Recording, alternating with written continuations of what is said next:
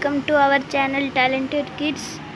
आज मैं आपके लिए लाया हूँ एक शानदार रेसिंग कार। इस रेसिंग कार का नाम है super car dream open the door. इससे ब्रेन डेवलपमेंट होता है और एनहांस द चाइल्ड क्यूरियोसिटी। और यहाँ पर देखिए, ये बैटरी पावर्ड कार है। ये 360% रोटेट करता है और यहाँ पर इसका 3D प्रोजेक्टर लाइट है और इस ड्राइव द डोर। देखिए, ये कार का नीचे तरफ है। ये 1.5 वोल्ट AA बैटरी 3 लगाना है।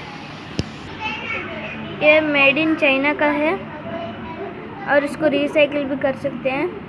और ये not suitable for children under 3 years due to small parts. और देखिए, ये वाइट कलर का कार है, लेकिन मेरा वाइट कलर का नहीं, रेड कलर का कार है। ये मुझको बर्थडे गिफ्ट में मिला है। ये इसका पार्ट 1 है। अगर मेरे को 100 लाइक्स मिल गया तो मैं इसका पार्ट 2 बनाऊंगा और इसको चला कर दिखाऊंगा। तो मुझको सपोर्ट कीजिए और मेरा चैनल को अब सब्सक्राइब नहीं किए तो सब्सक्राइब कर दीजिए और लाइक दे दीजिए और बेल आइकन को दबा दीजिए। Bye bye.